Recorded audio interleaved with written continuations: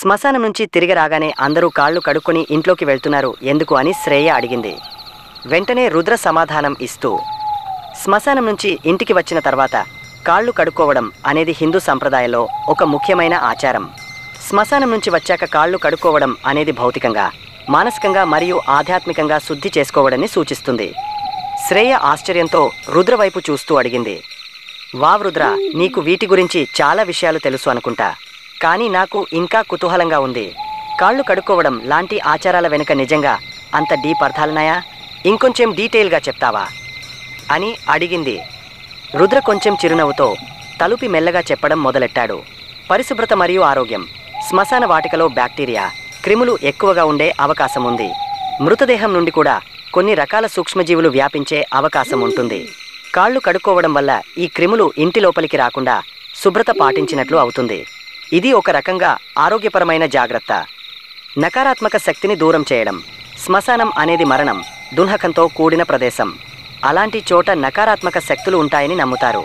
అక్కడి నుండి తిరిగి వచ్చినప్పుడు ఆ నకారాత్మక శక్తిని మన శరీరం నుండి, ముఖ్యంగా పాదాల నుండి తొలగించడానికి కాళ్ళు కడుక్కుంటారు. ఇది ఒక రకమైన శుద్ధి ప్రక్రియగా భావిస్తారు. మానసిక ప్రశాంతత.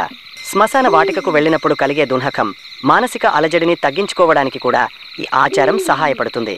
కాళ్ళు కడుక్కోవడం ద్వారా ఒక రకమైన పునరుజ్జీవనం పొంది సాధారణ జీవితంలోకి తిరిగి రావడానికి ఇది ఒక మార్గంగా భావిస్తారు. ఆత్మకు శాంతి. దహన సంస్కారాలు పూర్తయిన తర్వాత మరణించిన వ్యక్తి ఆత్మకు సంబంధించిన బంధాలను తెంచుకోవడానికి కూడా ఈ ఆచారం సహాయపడుతుంది. వెనక్కి తిరిగి చూడకుండా శుద్ధి చేసుకుని ఇంటికి రావడం వల్ల ఆత్మకు మోక్షం లభిస్తుందని, జీవించి ఉన్నవారికి ఆత్మతో ఎలాంటి అనుబంధం ఉండదని నమ్ముతారు. అక్కడ ఉన్న స్నేహితులు అందరూ రుద్ర చెప్పిన విషయాలు విని ఆశ్చర్యపోయారు. ఇన్ని విషయాలు నీకు ఎలా తెలిసాయిరా రుద్ర అని అడిగాడు రాము. రుద్ర చిన్నగా నవ్వి కొద్దిసేపు ఆలోచించి తర్వాత ఇలా చెప్పాడు, ఇలాంటివన్నీ మా తాతగారు చెబుతూ ఉండేవాళ్ళు. చిన్నప్పటి నుంచి ఆయన నన్ను పక్కన కూర్చోబెట్టుకుని ఎన్నో కథలు, అనుభవాలు చెప్పేవారు. ఇప్పుడు ఈ మాటలు చెబుతూ ఆయన ముఖం గుర్తువచ్చి తాతగారి జ్ఞాపకాల్లో కొట్టుకుపోయాడు రుద్ర. అతని చూపు ఎక్కడో దూరంగా శూన్యంలోకి వెళ్ళిపోయింది. ఆ క్షణం రుద్రకి తన తాతగారి మాటలని లోతు, విలువ, అసలైన అర్థం తెలిసి వచ్చాయి. అందరూ అలా మాట్లాడుకుంటూ నెమ్మదిగా ఇంట్లోకి వెళ్లారు. ఒక్కొక్కరుగా కుర్చీల్లో కూర్చుని వారిలో ఓ మౌనమైన చర్చ మొదలైంది. విక్రమ్ సింగ్ గారి మరణం నిజంగా ఎలా జరిగి ఉంటుంది అని. అంతలోనే రఘు రుద్రవైపు తిరిగి అడిగాడు, రుద్ర, అసలు విక్రమ్ సింగ్ గారు ఎక్కడ చనిపోయారు? రుద్ర కాసేపు మౌనంగా ఉండి అలా చూసి చెప్పాడు, ఊరు చివర ఉన్న పాడుబడ్డ భవనం దగ్గర ఒక పెద్ద మర్రి చెట్టు కింద. అక్కడే ఆయన చనిపోయి పడి ఉన్నారు. ఆ మాట వినగానే అక్కడంతా ఓ మూలుగుడు నిశ్శబ్దం అలుముకుంది. తర్వాత రుద్ర చెప్పాడు, అదొక వింత స్థలం రుద్ర. దాని మా ఊర్లో వాళ్ళు గోస్ట్ విలా మచర్లా అని పిలుస్తారు. అక్కడ ఎన్నో శబ్దాలు, నీడలు కనిపిస్తాయట. పాత రోజుల్లో అక్కడ ఏదో ఘోరమైన విషయం జరిగిందట.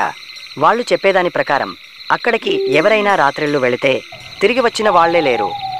అతని మాటలు వింటూ స్నేహితులందరూ ఒక్కసారిగా గౌరవంగా, భయంగా ఆచంతక మౌనంలోకి వెళ్ళిపోయారు. గోస్ట్ విలా పేరే వాళ్ల గుండెల్లో ఒక చల్లటి గాలి ఊదినట్టు చేసింది. ఇప్పుడు వాళ్లకి తెలుస్తోంది, ఇది ఓ సాధారణ మరణం కాదు, ఏదో అలౌకిక రహస్యం దాగా ఉంది అని. ఆ మాటలు వినగానే అందరికీ గుండెలో ఒక్కసారిగా ఓ శీతల తరంగం పారింది. ఆ గోస్ట్ విలా మాచర్లా అనే పేరు వినగానే ఒక్కొక్కరిలోనూ చిన్న చిన్న భయపు వణుకులు మొదలయ్యాయి. ఎవరూ ఏమీ చెప్పకపోయినా వాళ్ల ముఖాల మీద ఒలిచే చెమట బొట్టులు, అలజడి స్పష్టంగా కనిపించేవి.